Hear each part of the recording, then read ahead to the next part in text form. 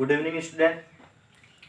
आज हम पढ़ेंगे लीवर और पेंक्रियाज, जो बाकी बची हुई जो ग्लैंड्स हैं उसके बारे में पढ़ लेते हैं और बाकी बचे हुए जो एंजाइम्स हैं उनके बारे में पढ़ लेते हैं। तो लीवर के बारे में सबसे पहले पढ़ेंगे आज हम। यहाँ पे लीवर हेडिंग डाली हुई है, मैं यहाँ पे स्ट्रक्चर बनाया हूँ, पहले उसको देख लेते हैं। ये इसोफेगस, ये क्या है स्टोमक, और स्टोमक के बाद मैं यहाँ पर थोड़ा सा स्मॉल इंटेस्टाइन का पार्ट बना दिया हूँ। इस स्मॉल इंटेस्टाइन के बारे में तो आप जानते हैं, ये क्या है डियोडेनम सी शेप। इस डियोडेनम सी शेप स्ट्रक्चर के बीच एक लीफ जैसी संरचना होती है और इसी को हम लोग क्या बोलते हैं, पेंक्रियास। पेंक्रियास से क्या निकलता है अभी हम पढ़ ले रहे हैं। और फिर यहाँ पर देखिए, मैं कहा था आपको बता दूं कि इधर क्या है लिवर, इधर क्या है स्टोमक। तो राइट साइड में जो है देखिए क्या है लिवर। तो लिवर दो भागों में बटा होता है, लेफ्ट और राइट लोब में। खैर उतना डिटेल में हमें नहीं पढ़ना है। लिवर की एक एक सेल को बोलते हैं हिपैटिक सेल, और वो सेल क्या निकालती हैं, बाइल जूस। क्या निकालती हैं, bile juice. Hepatic cell, hepatic cell जो भी जूस निकालती हैं वो डक्ट के द्वारा कहाँ पर आता है, गाल ब्लेडर में।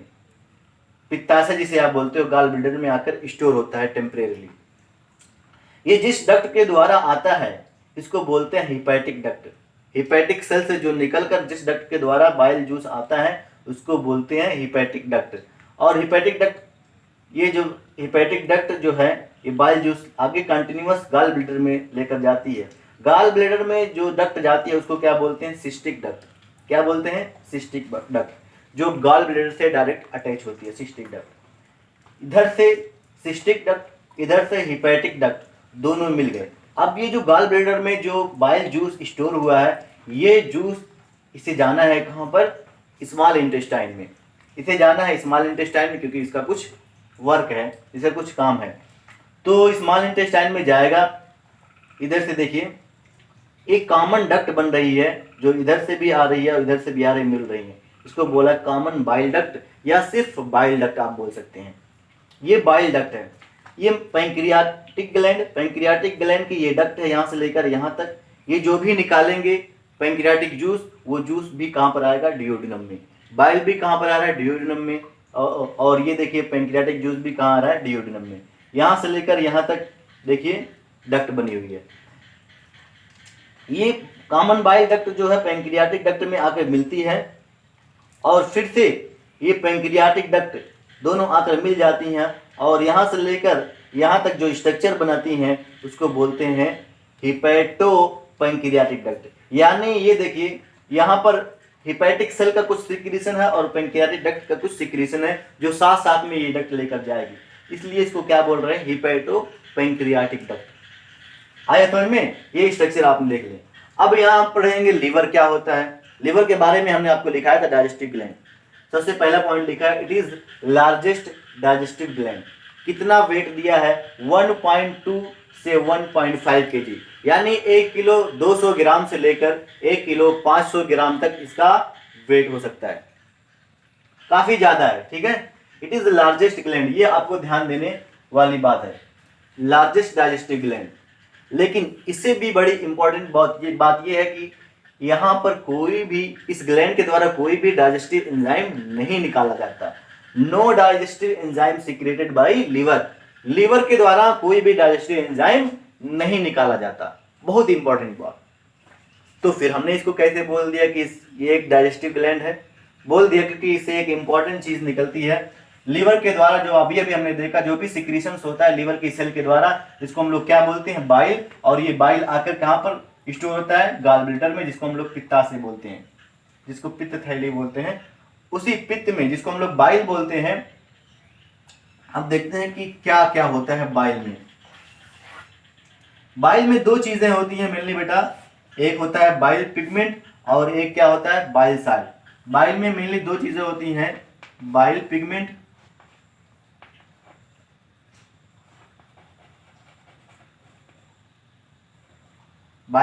और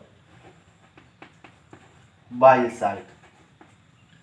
आया समझ में। अब बाइल पिगमेंट भी दो प्रकार का होता है, देख लेते हैं। एक होता है बिलिरुबिन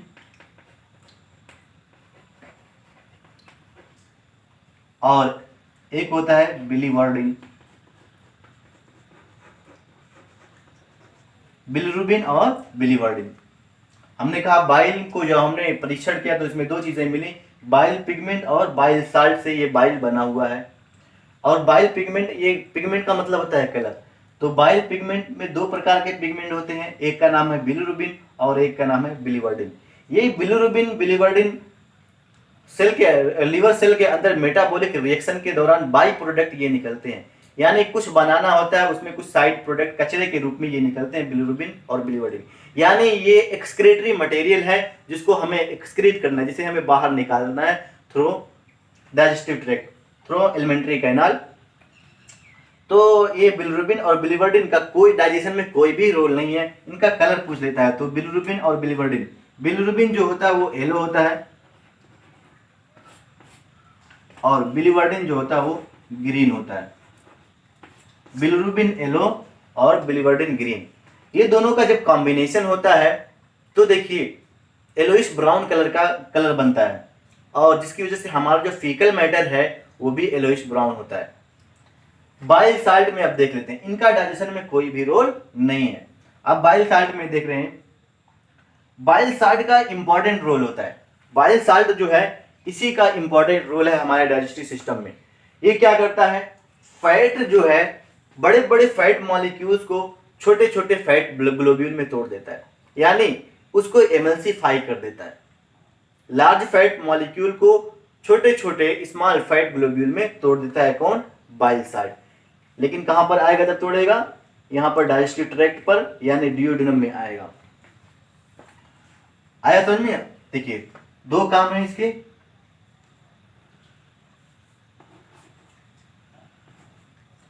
इसी को बोलते हैं इमल्सिफिकेशन।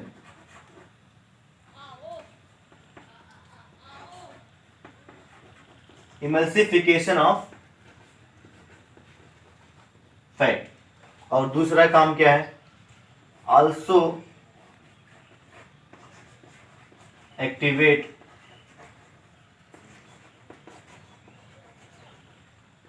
लाइपेज एंजाइम, यानी फैट डाइजेस्टिंग एंजाइम जो है, जो यहां से निकल रहा है पेंक्रियास से, वो उसको क्या करेगा, एक्टिवेट करेगा। कौन एक्टिवेट करेगा भाई, बाइल साल्ट। बाइल नहीं, बाइल साल्ट। बाइल तो दो चीजों से मिलकर बना है, बाइल पिगमेंट और bile salt. Bile pigment excretory material है, इनमें दो प्रकार के पिगमेंट होते हैं, बिलिरुबिन और बिलीवर्डिन, बिलिरुबिन येलो और बिलीवर्डिन ग्रीन।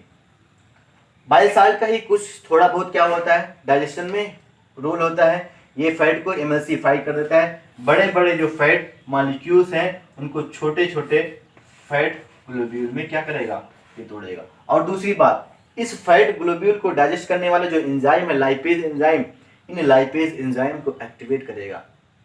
आए समझ में, आल्सो एक्टिवेट लाइपेज एंजाइम।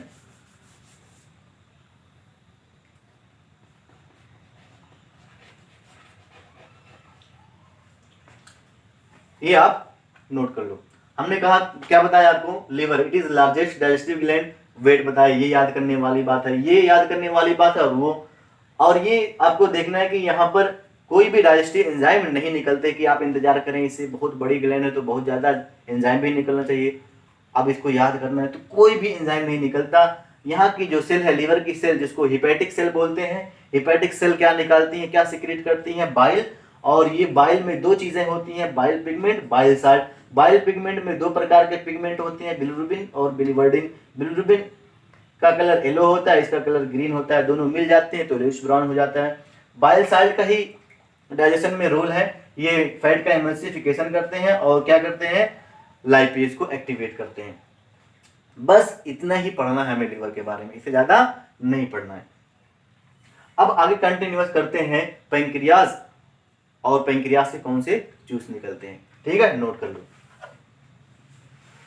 ठीक है बेटा, लीवर हमने पढ़ लिया, अब आप आगे देखते हैं पेंक्रियाज क्या होता है और उससे क्या निकलता है।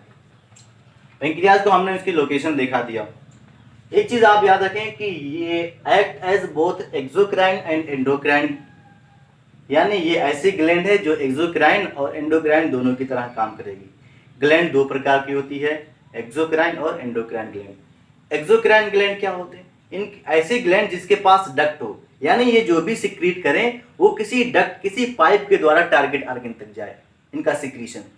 ठीक है, चाहे एंजाइम चाहे जूस जो भी निकालें वो किसी डक्ट के द्वारा टारगेट ऑर्गन तक जाए। हमने देखा लिवर में भी, पैंक्रियाज में भी डक्ट पाई जाती है, सलाइवरी ग्लैंड में भी डक्ट पाई जाती है, वहां पे हमने इसका नाम नहीं लिखाया। आया समझ में? तो एंडोक्राइन ग्लैंड और अच्छा एक्सोक्राइन ग्लैंड डक्ट इसके पास डक्ट होगी, साथ ही साथ ये क्या सिक्रेट करेंगे, मेनली एंजाइम सिक्रेट करेंगे। और एंडोक्राइन ग्लैंड इनके पास डक्ट नहीं होगी, ये ग्लैंड जहां पर होंगी, इन ग्लैंड्स में जो सेल होंगी जो भी चीज निकालेंगी वहीं पर सिक्रेट कर देंगी अपने पड़ोस में, यानी इंटरसेलुलर स्पेस में ही सिक्रेट कर देंगे। और एंडोक्राइन ग्लैंड जो भी सिक्रेट करते हैं उसको हम लोग बोलते हैं हार्मोन, यानी ये ग्लैंड जहां पर भी होंगी वहीं सिक्रेट कर देंगे और सिक्रेट करके ये ब्लड में डिजॉल्व हो जाते हैं और डिजॉल्व होके टारगेट ऑर्गन तक पहुंचते हैं। और यहाँ पर जो भी सिक्रेशन होता है वो डक्ट के द्वारा टारगेट ऑर्गन तक जाता है। ये आप एक चीज ध्यान देना। तो एक्सोक्राइन ग्लैंड से एंजाइम निकलेगा और एंडोक्राइन ग्लैंड से हार्मोन निकलेगा। हार्मोन वाले चैप्टर में एंडोक्राइन सिस्टम में पढ़ेंगे, यहाँ पर हम एक्सोक्राइन की बात कर रहे हैं। तो 99% जो पैंक्रियाज है, ये जो लीफ लाइक स्ट्रक्चर है, 99% पैंक्रियाज एक्सोक्राइन होता है, 1% पैंक्रियाज जो है वो कैसे काम करता है, एंडोक्राइन ग्लैंड। आया समझ में? तो इस 99% पैंक्रियाज में देखिए क्या निकलेगा, पैंक्रियाटिक जूस जिसमें बहुत सारे एंजाइम्स होंगे। ये देखिए एंजाइम्स के हमने नाम लिख लिए हैं। इनमें से एक एंजाइम है ट्रिप्सिनोजन, काइमोट्रिप्सिनोजन, प्रोकार्बोक्सीपेप्टाइडेज। ट्रिप्सिनोजन, काइमोट्रिप्सिनोजन, प्रोकार्बोक्सीपेप्टाइडेज, ये तीनों एंजाइम प्रोटियोलिटिक एंजाइम है। क्या है? ये तीनों एंजाइम प्रोटियोलिटिक एंजाइम्स हैं। ट्रिप्सिनोजन, काइमोट्रिप्सिनोजन, प्रोकार्बोक्सीपेप्टाइडेज, ये कैसे एंजाइम है? प्रोटियोलिटिक, यानी प्रोटीन को डाइजेस्ट करने वाले, प्रोटीन को तोड़ने वाले एंजाइम हैं। लेकिन दुर्भाग्य की बात यह है कि ये देखिए इनएक्टिव फॉर्म में रहते हैं। हमने यहां पे लिख दिया all are inactive enzymes. Pancreatic gland से निकलने वाला जो जूस होता है उसमें जो एंजाइम्स होते हैं वो इनएक्टिव फॉर्म में होते हैं। हमने आपको स्टमक में भी बताया था कि वहां पर प्रोटियोलिटिक एंजाइम क्या निकलता था, पेप्सिनोजन, वो भी इनएक्टिव था। वो HCl की उपस्थिति में क्या हुआ था, एक्टिवेट हुआ था। ये भी इनएक्टिव है, इनको भी एक्टिवेट करना जरूरी है। कैसे एक्टिवेट होंगे भाई? तो मैं आपको बता दूं कि ये आपका एलिमेंट्री कैनाल है, ये स्टोमक, ये देखिए। इसके बाद स्मॉल इंटेस्टाइन। स्मॉल इंटेस्टाइन की जो म्यूकोजा वाली लेयर होती है या म्यूकोजा की जो सेल होती है वो एक एंजाइम्स निकालती है, एंटीरोकाइनेज। क्या निकालती हैं? एंटीरोकाइनेज एंजाइम निकालती हैं। किसकी भाई? स्मॉल इंटेस्टाइन की अंदर वाली जो म्यूकोजा वाली लेयर है उनकी जो सेल है वो एंटीरोकाइनेज निकालती हैं। अब यहां से जो सिक्रीशंस आएगा, यहां से जो सिक्रीशन आएगा इनएक्टिव फॉर्म में आएगा। जैसे इनएक्टिव फॉर्म में यहां पर ये सिक्रीशन आया, एंटीरोकाइनेज यहां पर है प्रेजेंट, ये एंटीरोकाइनेज क्या करेगा, इनको एक्टिवेट करेगा। देखिए क्या करता है एंटीरोकाइनेज। एंटीरोकाइनेज देखिए, एंटीरोकाइनेज इस ट्रिप्सिन को, किसको, इस ट्रिप्सिनोजन को एंटीरोकाइनेज देखिए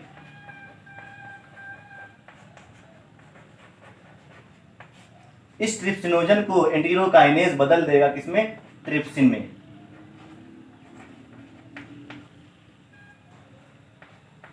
अब ट्रिप्सिन एक ऐसा एंजाइम है जो एक्टिव हो गया, अब ये काम करने लायक हो गया, यानी अब ये प्रोटीन को तोड़ने लायक हो गया। आया समझ में? ये इनएक्टिव, ये एक्टिव। अब ये काम करने लायक है, ये काम करने लायक नहीं है, बेकार है। यानी एंजाइम जो निकलते हैं उनका एक्टिवेट करना बेहद जरूरी है। तो ट्रिप्सिनोजन को आपने देखा कौन एंजाइम एक्टिवेट करता है भाई, एंटीरोकाइनेज। और बाकी बचे हुए जो एंजाइम्स हैं इनको एक्टिवेट करता है कौन, ट्रिप्सिन खुद। जब एक बार एक्टिव हो जाता है तो बाकी बचे हुए जो पैंक्रियाटिक एंजाइम है वो इनको ट्रिप्सिन खुद एक्टिवेट कर देता है। और ये देखिए ये काइमोट्रिप्सिनोजन को बदलेगा किसमें, काइमोट्रिप्सिन, और प्रोकार्बोक्सीपेप्टाइडेज को सिर्फ कार्बोक्सीपेप्टाइडेज।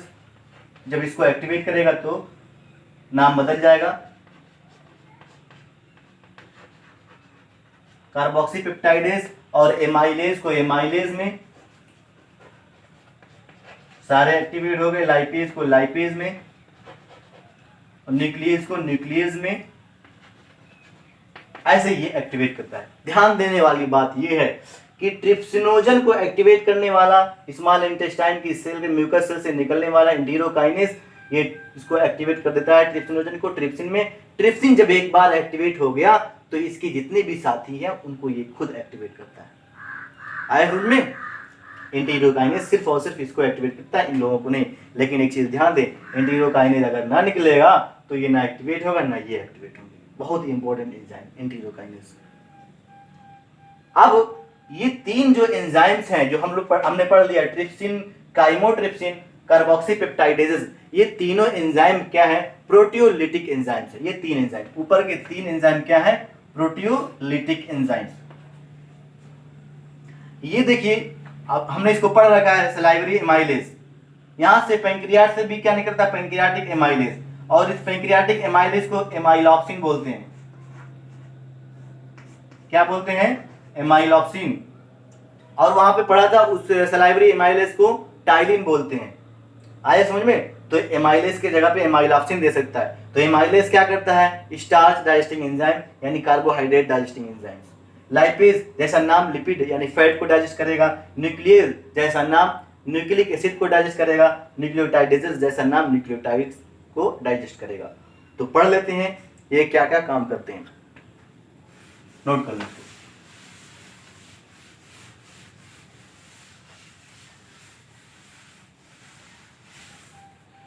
तो आपके स्टोमक में देखिए सारी की माउथ में 30% स्टार्च डाइजेस्ट हुआ था। स्टोमक में पार्शियली डाइजेस्ट प्रोटीन का डाइजेशन हुआ था, लेकिन पूरी तरीके से नहीं। प्रोटीन पूरी तरीके से अमीनो एसिड में नहीं डिवाइड हुआ था।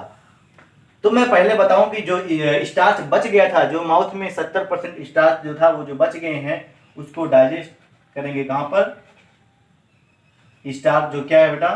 पॉलीसैकेराइड।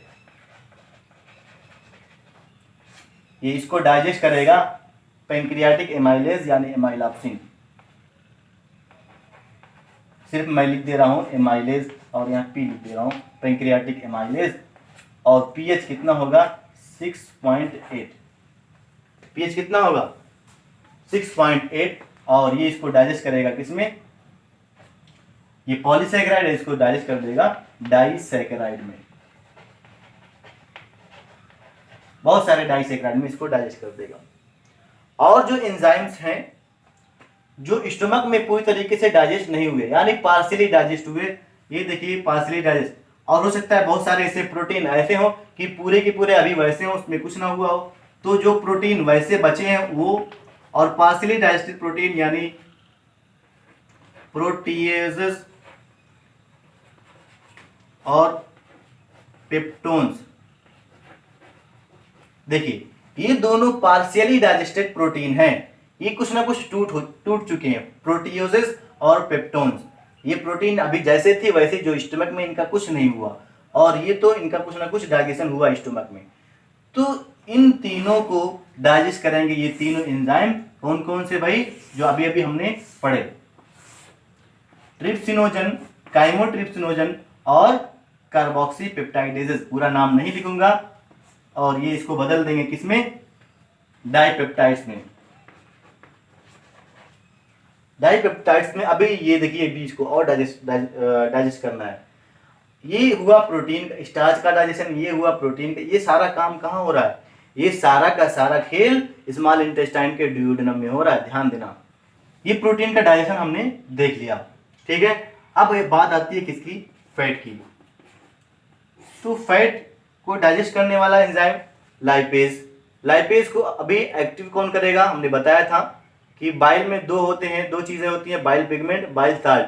बाइल पिगमेंट का कोई रोल नहीं होता, बाइल साल्ट का रोल होता है। ये बाइल साल्ट क्या करता है? लाइपेज को एक्टिवेट करता है। लाइपेज को एक्टिवेट करेगा तो ये इसको बदल देगा फैट को डाइग्लिसराइड में। अब पूछो डाइग्लिसराइड क्या होता है भाई? तो ये आप आए बायोमॉलिक्यूल वहां पे पढ़ाएंगे। तो मैं बता दूं कि फैट्स क्या होते हैं। फैट एक्चुअली ये होते हैं ट्राइग्लिसराइड। देखिए ग्लिसरॉल आपने पढ़े होंगे, OH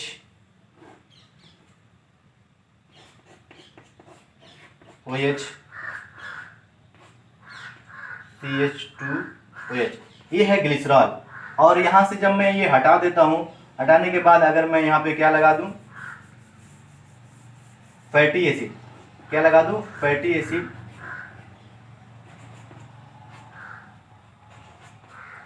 तो ये बन जाता है ट्राईग्लिसराइड। 3 फैटी एसिड इसमें मैंने जोड़ दिया। पहले क्या था, ग्लिसरॉल, ग्लिसरॉल में हमने फैटी एसिड जोड़ दिया, 3 जुड़े हैं, ठीक है, 3 जुड़े हैं, इसलिए इसका नाम पड़ गया ट्राईग्लिसराइड। अब फैट, ये ट्राईग्लिसराइड को हम लोग फैट बोलते हैं। अब फैट देखिए, लाइपेज क्या करेगा, इस एक फैटी एसिड को यानी ट्राईग्लिसराइड के एक फैटी एसिड को अलग करेगा, और जब एक को अलग कर दिया तो ये अब इस ग्लिसरॉल में 2 फैटी एसिड लगे, इसलिए इसका नाम हो गया डाइग्लिसराइड। और हो सकता है क्या करें, ये इसको भी हटा दे, सिर्फ एक फैटी एसिड लगा रहे, तो इसको फर्दर तोड़ेगा किसमें, मोनोग्लिसराइड में, मोनो। ये जब आप बायोमॉलिक्यूल पढ़ोगे ना, तो वहां एक एकदम अच्छे से कैसे टूटता है वो पढ़ाया जाएगा। यहां तक समझ में आया कि फैट जो है, फैट पर एक एंजाइम लाइपेज जो है, फैट डाइजेस्टिंग एंजाइम, इसको क्या करता है, डाइजेस्ट करता है और इसको बदल देता है किसमें, डाइग्लिसराइड। और डाइग्लिसराइड पे फिर से एक बार काम करता है, फिर से इसको डाइजेस्ट करता है, उसको बदल देता है मोनोग्लिसराइड में। अब ये यहां तक हुआ फैट का डाइजेशन। अब हम बात कर लेते हैं किसकी, न्यूक्लिक एसिड। देखिए, स्टार्च पॉलीसेकेराइड हो गया, और प्रोटीन हो गया, और फैट हो गया। अब यहाँ पे बात करते हैं न्यूक्लिक एसिड। न्यूक्लिक एसिड क्या होता है भाई, न्यूक्लियस के अंदर न्यूक्लिक एसिड होता है, जिसको बोलते हैं डीएनए या आरएनए। न्यूक्लिक एसिड 2 प्रकार के होते हैं, डीऑक्सीराइबो न्यूक्लिक एसिड और ribo nucleic acid. Nucleic acid, इस न्यूक्लिक एसिड को डाइजेस्ट करने के लिए अभी हमने बताया न्यूक्लियेजेस। जो भी आप फूड खाते हो, अगर आपने रोटी खाया तो आपको पता है कि उसमें क्या होगा, एक सेल से वो गेहूं बना होगा, और गेहूं में उस सेल में न्यूक्लियस रहा होगा, तो न्यूक्लियस में क्या होंगे, वो न्यूक्लिक एसिड। तो उनका भी डाइजेशन जरूरी है, क्योंकि न्यूक्लिक एसिड भी पॉलीमर होते हैं, लार्ज होते हैं। तो ये न्यूक्लियेजेस नाम के प्रोटीन एंजाइम से डाइजेस्ट होता है न्यूक्लिक एसिड। किसमें बदलता है भाई, ये न्यूक्लियोटाइड में। किसमें बदलता है, न्यूक्लियोटाइड्स में। यानी न्यूक्लियेजेस जो है न्यूक्लिक एसिड को तोड़ देता है न्यूक्लियोटाइड में। आए समझ में। और फिर से ये न्यूक्लियोटाइड जो है, ये अब मेरे पास बोर्ड बड़ा नहीं है, तो इसको कंटिन्यू कर देता। न्यूक्लियोटाइड पर इसको डाइजेस्ट करने वाला एक एंजाइम न्यूक्लियोटाइडेज, टाइडेजेस। ये न्यूक्लियोटाइडेजेस ये इसको बदल देता है न्यूक्लियोसाइड में। किसमें, न्यूक्लियोसाइड में। ठीक है, हमें देखिए स्टार्च जो है वो डाइजेस्ट होकर हमें क्या मिला, डाइसैकेराइड। प्रोटीन जो है वो डाइजेस्ट होकर क्या मिला, डाइपेप्टाइड। और फैट जो है ये डाइजेस्ट होकर क्या मिला हमें, मोनोग्लिसराइड। और न्यूक्लिक एसिड हमें डाइजेस्ट करके क्या मिला, न्यूक्लियोसाइड। अभी ये इस कंडीशन में नहीं है बेटा कि हम इसको, हमारी जो आंत की जो सेल है, हमारे इंटेस्टाइन की जो सेल है, उसको एब्जॉर्ब कर सके। अभी ये एकदम सिंपल में नहीं हुए हैं, अभी ये एकदम सिंपल में नहीं बदले हैं, अभी इसको और सिंप्लीफाई करना है। एक चीज आप ध्यान दें यहाँ पर कि ये जो भी काम हो रहा है वो कहाँ हो रहा है, आपके स्मॉल इंटेस्टाइन में। कहाँ पर हो रहा है, आपके स्मॉल इंटेस्टाइन में, मेनली डिओडेनम में ये काम हो रहा है। आए समझ में। ये जो भी काम हो, जो भी रिएक्शन चल रही हैं, ये डिओडेनम में चल रही हैं। और ये एंजाइम कैसे हैं भाई, पैंक्रियाटिक एंजाइम है सारे। आया समझ में, यहाँ तक आप नोट कर लो। अभी हम फाइनल डाइजेशन देखते हैं कैसे होता है। देखिए बेटा, सक्कस एंटेरिकस एक पॉइंट लिखा आपके एनसीईआरटी में, सक्कस एंटेरिकस क्या है। तो मैं बता दूं कि ये जो आपकी एलिमेंट्री कैनाल है, ये बना दे रहा हूँ। ये जो ल्यूमेन है, अंदर की तरफ क्या होता है, यहाँ पर ब्रश बॉर्डर अपीयरेंस जिसको हम बोलते हैं म्यूकस की जो लेयर होती है उसमें ब्रश बॉर्डर अपीयरेंस, जिसको बोलते हैं विलाई माइक्रोविलाई। तो ये म्यूकस सेल होती है और म्यूकस सेल क्या करती है, म्यूकस सिक्रीट करती हैं। और इंटेस्टाइनल जूस, यहाँ से बहुत प्रकार के क्या निकलेंगे, एंजाइम्स निकलेंगे, तमाम प्रकार के मोनोसैकेराइड्स, डाइसैकेराइड्स एंजाइम्स निकलेंगे। और यहाँ पर देखें कि यहाँ पर जो सब म्यूकोजा वाली लेयर होती है, हमने आपको पढ़ाया था, यहाँ पर एक ग्लैंड होगी ब्रूनर्स ग्लैंड, उसका भी सिक्रीशन यहाँ पर होगा। तो ब्रूनर्स ग्लैंड का सिक्रीशन, म्यूकस या जो भी निकल रहा है, सारे सिक्रीशन को बोलते हैं सक्कस इंटेरिकस। स्मॉल इंटेस्टाइन में जितने भी चीजें होती हैं सबको मिला के क्या बोलते हैं, सक्कस इंटेरिकस। एक जूस होता है जो स्मॉल इंटेस्टाइन में होता है, उसमें म्यूकस होता है, और इंटेस्टाइनल जूस यानी जिसको हम एंजाइम्स भी बोल सकते हैं। आया समझ में? इस सक्कस इंटेरिकस में देखिए क्या होता है, तमाम प्रकार के एंजाइम्स होते हैं, डाइसैकेराइडेजेस, डाइपेप्टाइडेजेस, लाइपेजेस, न्यूक्लियोसाइडेजेस। अभी हमारे पास हमारा जो फूड था वो फाइनली डाइजेस्ट नहीं हुआ। अब हम देख रहे हैं कि डाइसैकेराइडेजेस क्या होते हैं, डाइपेप्टाइड्स डेजेस का काम क्या होता है, लाइपेजेस का फाइनली काम क्या होता है, और न्यूक्लियोसाइडेजेस का काम क्या होता है। तो डाइसैकेराइडेजेस देखिए, डाइसैकेराइड जैसे यहाँ पे हम पढ़ेंगे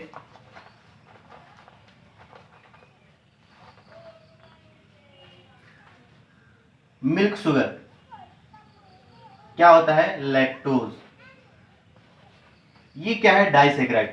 लैक्टोज क्या है, डाइसैकेराइड। ये लैक्टेज एक डाइसैकेराइड को तोड़ने वाला एंजाइम है, लैक्टोज को तोड़ने वाला एंजाइम लैक्टेज। लैक्टेज इसको तोड़ देगा, इसको मिल्क शुगर भी बोलते हैं। लैक्ट का मतलब होता है milk, lactose milk sugar disaccharide है ये, और इसको बदल देगा किसमें, ग्लूकोज प्लस गैलेक्टोज। इससे एक बात हमें समझ में आती है कि ये जो लैक्टोज है ये ग्लूकोज और एक लैक्टोज से मिलकर बना होता है। ये जो लैक्टोज है इसमें एक मोनोमर ग्लूकोज होता है, दूसरा मोनोमर क्या होता है, गैलेक्टोज। दोनों से मिलकर ये लैक्टोज बनाता है। इन्हीं के बीच के जब बॉन्ड को तोड़ देते हैं तो हमें क्या मिल जाता है, ग्लूकोज प्लस गैलेक्टोज अलग अलग मिल जाता है। ये मोनोमर फॉर्म है, ये सिंपल फॉर्म है। अब ये हमारे हाथों में ये एब्जॉर्ब हो सकते हैं। और पढ़ लेते हैं, जैसे हमने पढ़ा गया माल्टोज। माल्टोज में इसको तोड़ने के लिए अगला डाइसैकेराइडेज एंजाइम माल्टेज, जैसा रिएक्टेंट वैसा इसका एंजाइम माल्टेज। ये माल्टोज है, ये माल्टेज। एज आप समझ जाइए कि वो एंजाइम है। ये इसको तोड़ेगा किसमें, ग्लूकोज प्लस ग्लूकोज, यानी 2 ग्लूकोज से ये मिलकर बना होता है माल्टोज। माल्टोज जो है वो 2 ग्लूकोज से मिलकर बना होता है। इनके बीच के बॉन्ड को तोड़ देते हैं तो 2 ग्लूकोज हमें मिल जाता है। अब इसको ग्लूकोज को आप फाइनली क्या कर सकते हो, एब्जॉर्ब कर सकते हो। ठीक है,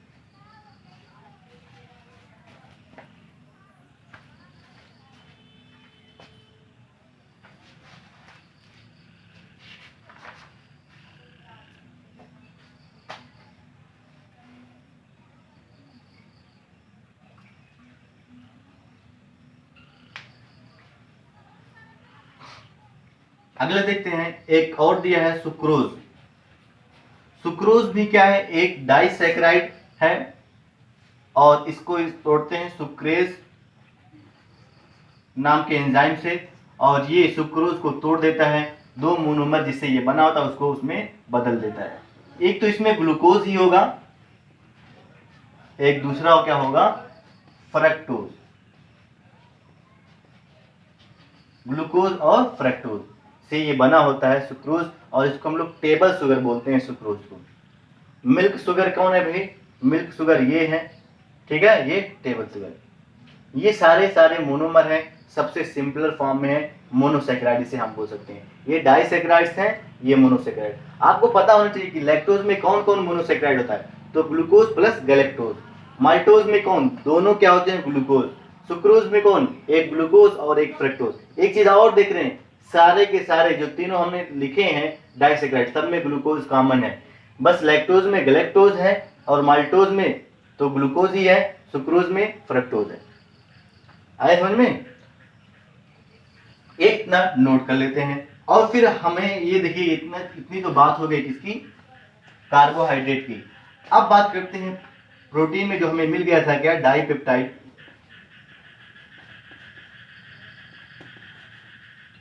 ये डाइपेप्टाइड को एंजाइम जो है डाइपेप्टाइडेज, ये इसको तोड़ेंगे किसमें, अमीनो एसिड में। किसमें तोड़ेंगे, अमीनो एसिड। मैं आपको बता दूं कि ये जो प्रोटीन होता है, प्रोटीन बहुत सारे अमीनो एसिड से, ये देखिए, मिलकर बना होता है। बहुत सारे अमीनो एसिड होते हैं जो आपस में मिलकर यानी बॉन्ड बनाकर क्या बनाते हैं, प्रोटीन। प्रोटीन देखिए चैन होती है किसकी, अमीनो एसिड की। और इसी अमीनो एसिड को देखिए तोड़ दी, दो अमीनो एसिड क्या है, डाइपेप्टाइड, ठीक है। और ये पॉलीपेप्टाइड होती है, यानी इसमें बहुत सारे पेप्टाइड बॉन्ड होते हैं। ये बॉन्ड को बोलते हैं पेप्टाइड बॉन्ड, पेप्टाइड बॉन्ड। तो आए समझ में? तो ये डाइपेप्टाइड हमारे पास दो अमीनो एसिड हैं जो पेप्टाइड बॉन्ड से क्या है, जुड़े हुए हैं। ये डाइपेप्टाइडेज एंजाइम इस बॉन्ड को तोड़ता है और इसमें बदल देता है अमीनो एसिड में। आया समझ में? ये अमीनो एसिड भी बायोमॉलिक्यूल में को डिटेल में पढ़ाया जाएगा। डाइपेप्टाइडेज की बात हो गई। अब हमारे पास मिला है कि जो डीएनए आरएनए था उसको तोड़ दिया गया किसमें, न्यूक्लियोसाइड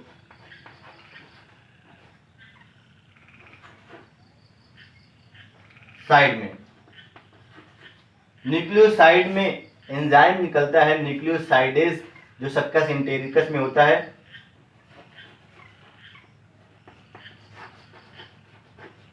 ये इसको बदल देता है किसमें,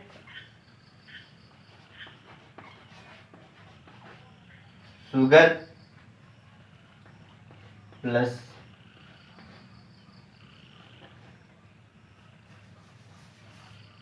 नाइट्रोजन बेस। ऐसे मैं लिख देता हूं, sugar plus nitrogen base. Nucleoside जो है इस पर ये एंजाइम काम करता है, न्यूक्लियोसाइडेज। और न्यूक्लियोसाइड जो बना होता है वो शुगर होता है इसमें, ये शुगर। और इससे लगा होता है क्या, नाइट्रोजन बेस, नाइट्रोजन बेस। ये है पूरा न्यूक्लियोसाइड। इस बॉन्ड को तोड़ देता है न्यूक्लियोसाइडेज, ये शुगर अलग, नाइट्रोजन बेस अलग। आया समझ में? ये देखिए शुगर और नाइट्रोजन बेस आपको मिल जाता है। ये एब्जॉर्ब होने लायक है और ये एब्जॉर्ब होने लायक है। इसमें शुगर दूसरे टाइप का होता है, पेंटोज शुगर। यहाँ पे जो शुगर लिखे गए हैं सब हेक्सोज शुगर है, तो बात की बात है। तो अब जो डाइजेशन हुआ, ये डाइजेशन वहीं पर हो रहा है डियोडिनम और जेजुनम में। ये सारा का सारा डाइजेशन वहीं पर हो रहा है डियोडिनम और जेजुनम में। यानी हम देख रहे हैं कि डाइजेशन कब से डियोडिनम में हो रहा है, बहुत समय से। यानी स्टोमक में जैसे ही आया, पहले वहां पर काम कर रहा है पैंक्रियाटिक एंजाइम, फिर काम कर रहा है सक्कस इंटेरिकस। ये हम कह सकते हैं कि डियोडिनम के अंदर मैक्सिमम डाइजेशन होता है। स्मॉल इंटेस्टाइन के डियोडिनम वाले पार्ट में मैक्सिमम डाइजेशन होता है, ये भूलना मत, ठीक है। ये आप नोट कर लें। मैं इसके बारे में थोड़ा सा और आपको बताऊंगा, न्यूक्लियोसाइड और न्यूक्लियोटाइड के बारे में, ये नोट कर लें। ये सारे रिएक्शन आप लिख लिख के याद करें, समझ समझ के।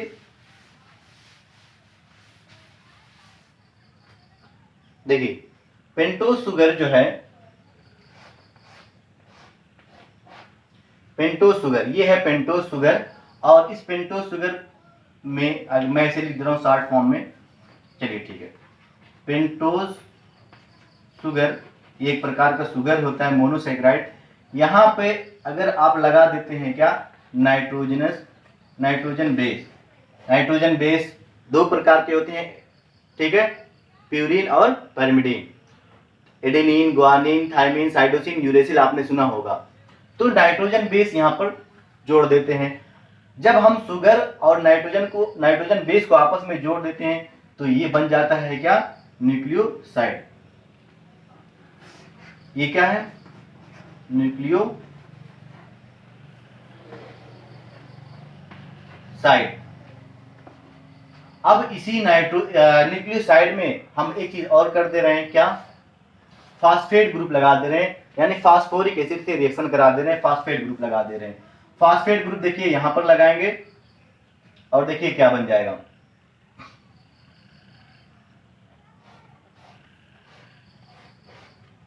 यहां हमारे पास नाइट्रोजन बेस लगा है और यहां पर हमने क्या कर दिया, चलिए ऐसे कर दे रहे हैं, फास्फेट ग्रुप लगा दे रहे हैं। ये अब बन गया क्या? न्यूक्लियोटाइड।